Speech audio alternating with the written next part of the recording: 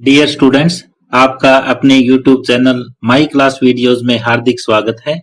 आज के इस लेक्चर में हम 12वीं क्लास का गणित का 13वां अध्याय प्रायिकता की प्रश्नावली 13.3 के प्रश्न नंबर 10 से प्रश्न नंबर 14 तक हल करेंगे। डियर स्टूडेंट्स, यदि आपको ये वीडियो पसंद आए तो इसे अपने दोस्तों के साथ शेयर कीजिए, लाइक कीजिए। यदि आप इस चैनल पे नए हैं या आपने अभी तक इस चैनल को सब्सक्राइब नहीं किया है तो प्लीज इस चैनल को सब्सक्राइब कर लें और बेल आइकॉन भी साथ में दबा लें ताकि आने वाले वीडियोज के नोटिफिकेशन आप तक पहुंचते रहें। तो आज के लेक्चर की शुरुआत हम प्रश्न नंबर 10 से कर रहे हैं। तो यहाँ हमारे पास प्रश्न नंबर 10 है। मान लीजिए कि कोई लड़की एक पासा उछालती है। यदि उसे 5 या 6 की संख्या प्राप्त होती है तो वह एक सिक्के को 3 बार उछालती है और चितों की संख्या नोट करती है। यदि उसे 1, 2, 3 या 4 की संख्या प्राप्त होती है तो वो एक सिक्के को एक बार उछालती है और यह नोट करती है कि उस पर चित या पट प्राप्त हुआ है। यदि उसे ठीक एक चित प्राप्त होता है तो उसके द्वारा उछाले गए पासे पर 1, 2, 3, 4 प्राप्त होने की क्या प्रायिकता है। तो यहाँ पर भी 3 घटनाएं हैं। एक घटना तो वो जब वो लड़की एक पासा उछालती है और 5 या 6 संख्या की प्राप्ति होती है, और दूसरा वो जब वो पासा उछालती है 1, 2, 3 या 4 प्राप्त होता है, और तीसरी घटना एक चित प्राप्त होने की है। ये 3 घटनाएं हम यहाँ पे मानेंगे कि माना घटना जो E1 है वो पासे पर संख्या 5 या 6 की प्राप्ति हो। पासे पर संख्या 5 या 6 की प्राप्ति हो इसके लिए। और E2 हम वो घटना मानते हैं जब पासे पर 1, 2, 3 या 4 संख्या प्राप्त हो। पासे पर संख्या 1, 2, 3 या 4 प्राप्त हो। और तीसरी घटना हम ए मान लेते हैं कि जब वो सिक्का उछाला जाता है तो एक चित प्राप्त हो, सिक्के पर चित प्राप्त हो। अब आपको मैं स्टेटमेंट समझाता हूं। स्टेटमेंट ये कहती है कि कोई लड़की एक पासा उछालती है। यदि 5 या 6 आता है तो उस समय वो लड़की एक सिक्के को 3 बार उछालती है और चितों की संख्या नोट करती है। और यदि 1, 2, 3 या 4 प्राप्त हो तो उस समय वो केवल एक सिक्का उछालती है। इस समय 3 सिक्के उछाल रही है और यहाँ पे वो एक सिक्का उछालती है, चित या पट को नोट करती है। और फिर क्या है कि यदि उसे ठीक एक चित प्राप्त होता है तो उसके द्वारा उछाले गए पासे पर 1, 2, 3, 4 प्राप्त होने की क्या प्रायिकता है, ये हमें ज्ञात करना है। तो जब एक सिक्के को हम एक बार उछालते हैं तो 5 या 6 आने की जो प्रायिकता होती है वो हो जाएगी कितनी, 2/6। तो प्रायिकता E1 हम ज्ञात करेंगे। E1 प्रायिकता की पासे पर 5 या 6 आने की घटना, इसकी प्रायिकता क्या हो जाएगी, 2/6 यानी कि 1/3। 2 एकम 2, 2 3 6। और PE2 क्या आ जाएगा, PE2 आ जाएगा पासे पर 1, 2, 3 या 4 प्राप्त हो। पासे पर 1, 2, 3 या 4 प्राप्त हो तो इस समय क्या आ जाएगा, 4/6। ये 2 दूना 4, 2 3 6, ये आएगा 2/3। अब ये कहता है कि यदि 5 या 6 सिक्के पर पासे पर आता है तो एक सिक्के को 3 बार उछाला जाता है। तो जब एक सिक्के को 3 बार उछालते हैं तो उसका प्रतिदर्श समष्टि देखो क्या होगा। जब एक सिक्के को 3 बार उछालते हैं तो प्रतिदर्श समष्टि, जो प्रतिदर्श समष्टि होगा वो ये होगा, S के बराबर हम ये लिख लेते हैं HHH HT T और THT और TTH HHT HTH और THH लास्ट में टी टी टी, ये 8 अवयव S में होंगे।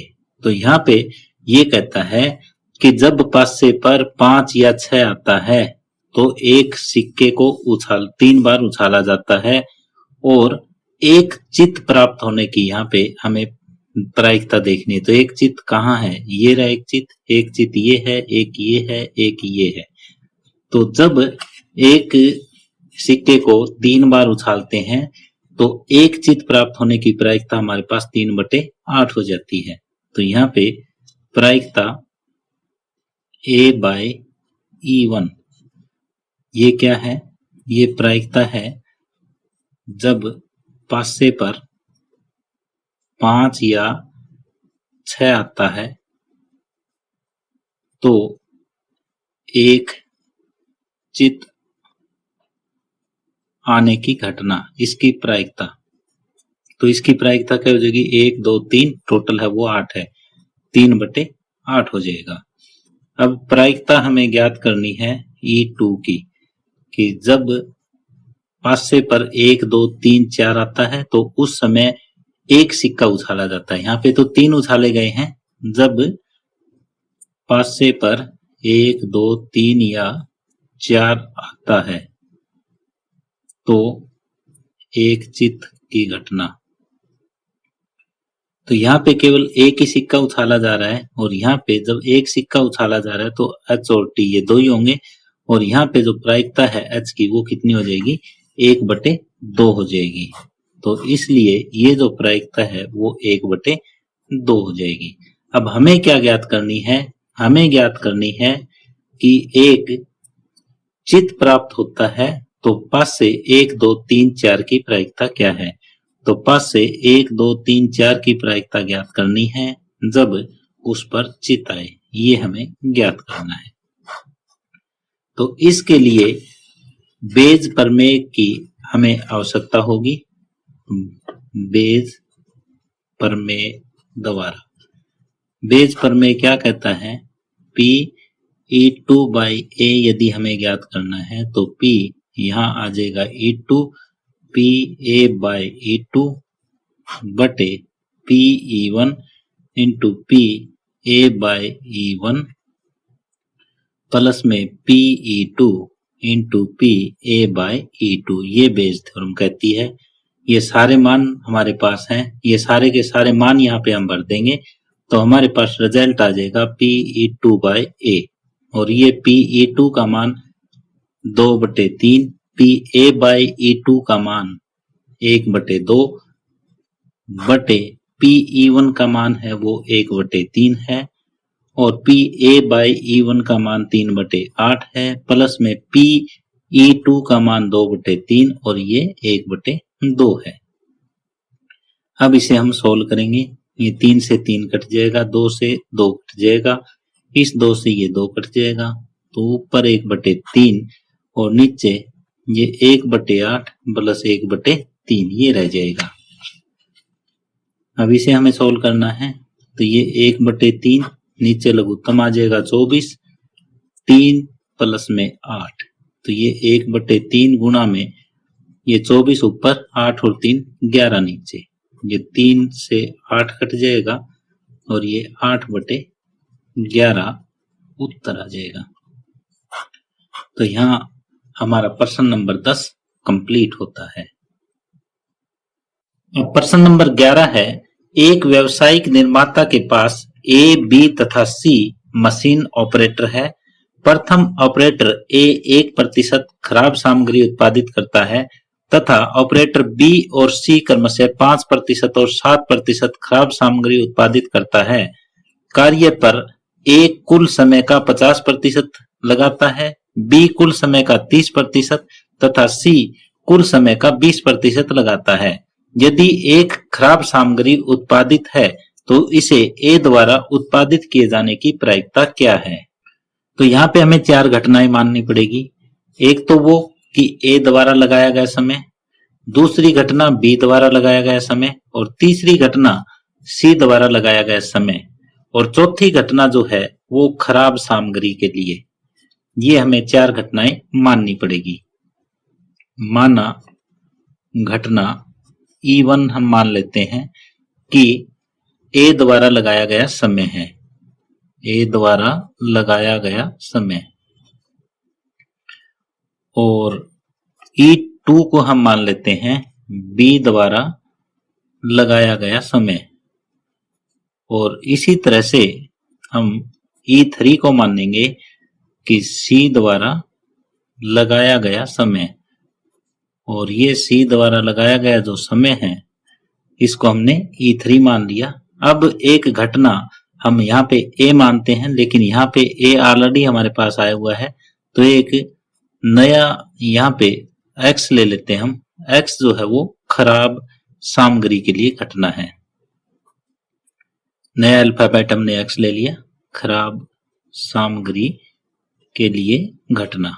ये 4 घटनाएं हमने यहाँ पे मान ली। अब यहाँ पे प्रायिकता E1 की ज्ञात करेंगे, E2 की ज्ञात करेंगे, E3 की ज्ञात करेंगे। यहाँ पे प्रायिकता E1 की हमें दे रखी है 50%, तो ये हो जाएगा 50/100 यानी कि 1/2, और PE2 हमें दे रखा है 30%, तो इसका अर्थ ये है 30/100 यानी कि 3/10, और PE3 हमें मिला है वो है 20%, तो ये हो जाएगा 20/100, और 20/100 का मतलब 1/5। अब आगे देखो, ये दिया हुआ है कि प्रथम ऑपरेटर A 1% खराब सामग्री उत्पादित करता है, ऑपरेटर B 5% खराब सामग्री उत्पादित करता है, और ऑपरेटर C जो है वो 7% खराब सामग्री उत्पादित करता है। तो इनकी प्रायिकता ज्ञात करेंगे हम। यहाँ पे प्रायिकता X/E1, इसका मतलब ये है कि प्रायिकता ज्ञात करनी है ऑपरेटर A खराब सामग्री उत्पादित करता है। ये खराब सामग्री यदि उत्पादित करता है तो इसकी प्रायिकता, और ये हमें दे रखी है 1% यानी कि 1/100। इसी तरह से P X/E2 हम ज्ञात करेंगे। यहाँ पे ये होगा कि ऑपरेटर B खराब सामग्री उत्पादित करता है। यहाँ पे ये यूं का यूं हम लिख देंगे, और इसके लिए जो हमें दिया हुआ है वो 5% खराब सामग्री उत्पादित करता है, इसका मतलब 5/100, और PX3 हमें मिला है X/E3। ये प्रायिकता जब ऑपरेटर C खराब सामग्री उत्पादित करता है, और ये हमें दी है 7%, तो इसका मतलब ये 7%, ये हो जाएगा 7/100। तो अब क्या है, अब हमें प्रायिकता ज्ञात करनी है एक खराब सामग्री की, और इसे यदि A द्वारा उत्पादित किया गया है, तो हमें क्या ज्ञात करना है, हमें ज्ञात करना है कि एक खराब सामग्री की प्रतियोगिता A द्वारा उत्पादित किए जाने की क्या प्रायिकता है। तो A द्वारा उत्पादित और ये सामग्री जो है वो खराब हो, तो प्रायिकता ज्ञात करनी है कि A द्वारा उत्पादित खराब सामग्री की, यानी A द्वारा उत्पादित सामग्री की जो खराब है, ये हमें ज्ञात करना है इसकी प्रायिकता, और इसके लिए हमें बेज प्रमेय की आवश्यकता पड़ेगी। तो यहाँ पे बेज प्रमेय का हम प्रयोग करेंगे। ये हो जाएगा PE1/X बेज प्रमेय द्वारा। बेज प्रमेय ये कहेगी कि PE1/X है वो PE1 इंटू में PX/E1 बटे PE1 इंटू PX/E1 प्लस में PE2 into x by E2 ये हो जाएगा। अब ये सारे के सारे मान हमारे पास है, ये सारे के सारे मान हम यहाँ पे भरेंगे तो P E1 बाय x हमारे पास आ जाएगा। P E1 का मान 1/2 है, P x बाई E1 ये 3 है तो आगे और आ जाएगा P E3, 3 ऑपरेटर हैं, P x बाय E3 यहां तक आएगा।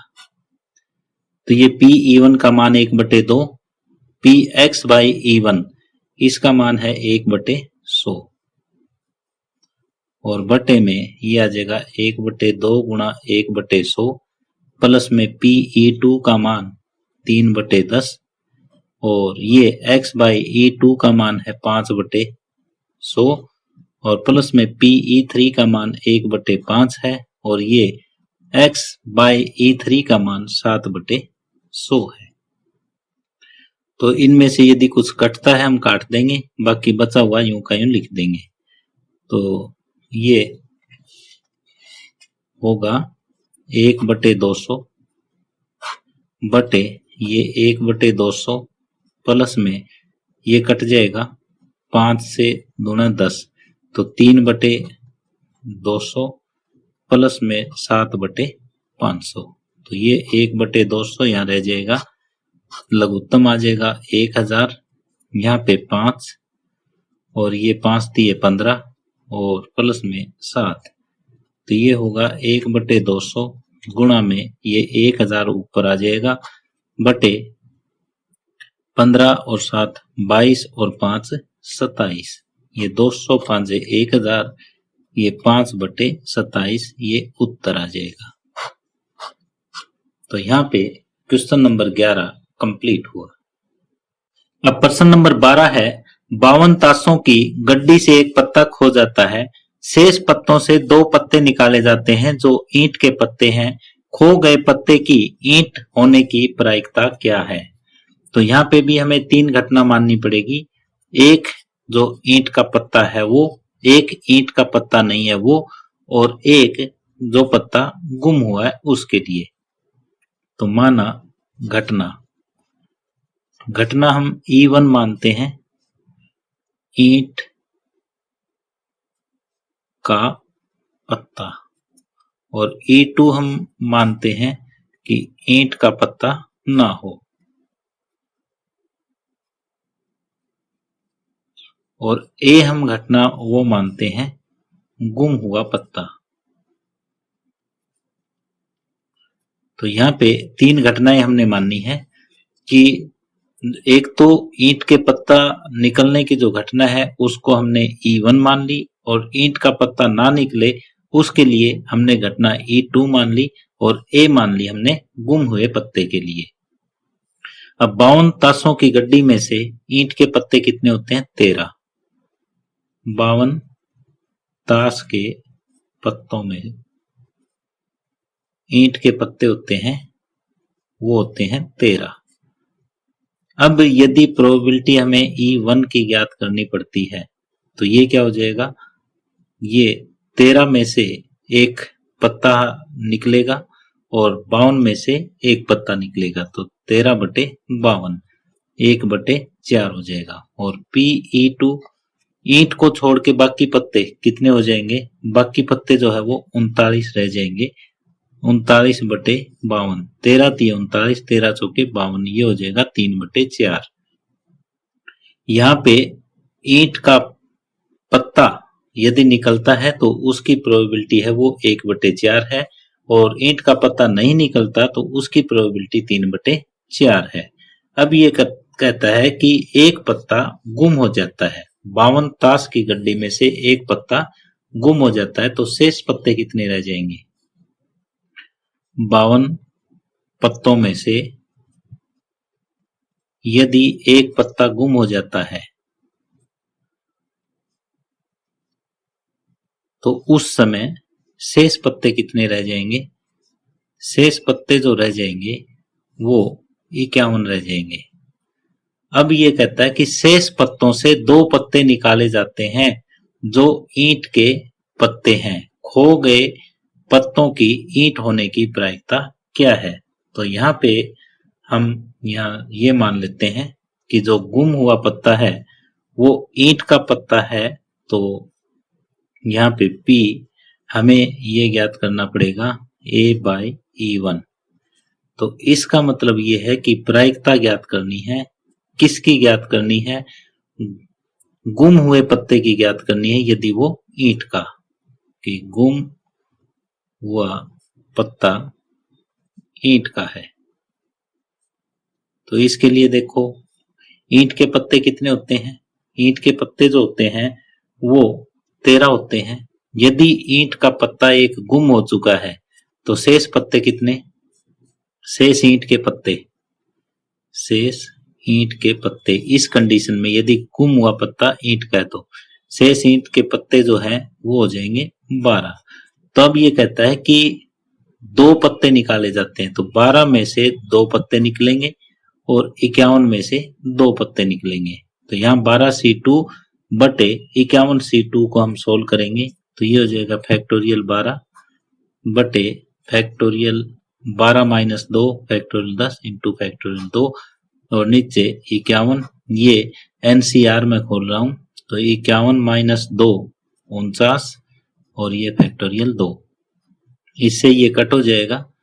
12 को 10 तक खोलोगे, 12 गुणा में 11 गुणा में फैक्टोरियल 10 बटे फैक्टोरियल 10, और इस 51 को 49 तक खोलोगे तो 51 गुणा 50 गुणा फैक्टोरियल 49 बटे फैक्टोरियल 49। इससे ये कट जाएगा, इससे ये कट जाएगा, और अगर बाकी कुछ कटता है तो वो हम यहाँ पे काट देंगे। ये हो जाएगा 12 गुणा 11 बटे 51 गुणा 50। तो ये हो जाएगा 2 छिके 12, 2 से 25, ये 3 दूना 6, 3 से 17, ऊपर तो हो जाएगा 22 और नीचे इन दोनों की गुणा करें तो 425, ये आ जाएगा। अब दोबारा से यहाँ पे हमने ये मानना है कि गुम हुआ पत्ता जो है वो ईंट का है। अब हम ये देखते हैं कि गुम हुआ पत्ता ईंट का नहीं है, तो उस समय प्रायिकता गुम हुआ पत्ता ईंट का नहीं है, ईंट का पत्ता न हो जो पत्ता गुम हुआ है। तो यहाँ गुम पत्ता ईंट का न हो।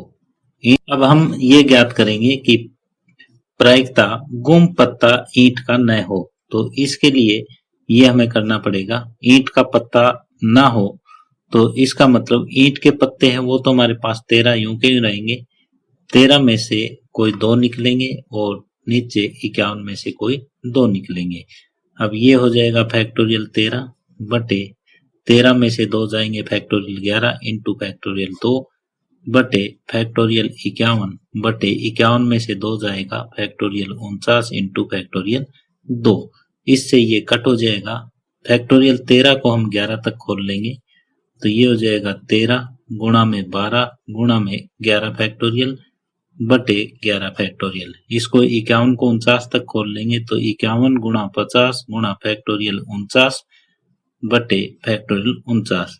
इससे ये कट जाएगा, इससे ये कट जाएगा। ये है हमारे पास 13 गुणा 12 बटे 51 गुणा 50। तो इसको हम काटेंगे तो ये हो जाएगा 2 से 6 और 2 से 25। अब ये 3 से काटेंगे तो 3 दूना 6, 3 से 17 51, 13 दूना 26 बटे 17 5 85, 17 दूना 34 और 8 42। तो ये आ जाएगा 26 बटे 425। अब हमें क्या ज्ञात करना है? हमें ज्ञात करना है कि खो गए पत्ते की ईंट होने की प्रायिकता, यानी हमें ये ज्ञात करना है Pe1/A, ये ज्ञात करना है। तो इसको ज्ञात करने के लिए हमें वेज प्रमेय की आवश्यकता पड़ेगी। तो ये वेज प्रमेय द्वारा, वेज प्रमेय ये कहता है कि Pe1/A के बराबर Pe1 इंटू P(A/E1) और बटे Pe1 इंटू P(A/E1) प्लस में Pe2, ये फार्मूला लिख रहा हूं बेस प्रमेय का, P(A/E2). अब ये मान हमारे पास सारे हैं और इन सभी मानों का हम यहाँ पे उपयोग करके और सोल्व कर देंगे। तो E1 बाय ए के बराबर ये हो जाएगा, पी E1 का मान है वो 1/4, P A by E1, P A by E1 का मान है वो आ जाएगा, जो ऊपर हमने पहले ज्ञात किया हुआ है वो देख लेते हैं कितना है, वो है 22/425, और ये 1/4 गुणा 22/425 प्लस में PE2 का मान 3/4 गुणा में ये 26/425। अब इसे सोल्व करेंगे तो ये आ जाएगा 22/425 गुणा 4 1700 बटे 22/1700 प्लस में 26 दिया 78/1700, ये बना। अब ये 22/1700 गुणा में ये लघुत्तम आएगा 1700, ऊपर जाएगा तो ऊपर 1700 हो जाएगा, 22 और 78 100 हो जाएंगे, 1700 से 1700, 2 से 11, 2 से 50, तो ये 11/50 उत्तर आ जाएगा। इस तरह से प्रश्न नंबर 12 कंप्लीट हुआ। अब प्रश्न नंबर 13 है, ए द्वारा सत्य बोलने की प्रायिकता 4/5 है। एक सिक्का उछाला जाता है तथा ए बताता है कि चित्त प्रदर्शित हुआ है। वास्तव में चित्त प्रकट होने की प्रायिकता क्या है? इनमें से हमें उत्तर छांटना है। तो यहाँ पे 3 घटना हमें माननी पड़ेगी। पहली घटना ये मान लेते हैं, माना E1 जो घटना है वो ए द्वारा सत्य बोलने की घटना है, और यहाँ पे ए द्वारा सत्य बोलने की घटना को हमने E1 द्वारा प्रदर्शित किया है, और E2 हम मान लेते हैं कि ए द्वारा सत्य न बोलने की घटना है, और तीसरी एक घटना और मान लेते हैं हम X। ये क्या है? ये चित्त प्रकट होने की घटना है जब एक सिक्के को उछाला जाता है। जब सिक्के को उछाला जाता है तो चित्त प्रकट होने की घटना ये है। ये 3 घटनाएं हमने मान ली। तो यहाँ पे PE1 देखते हैं हम कितना है।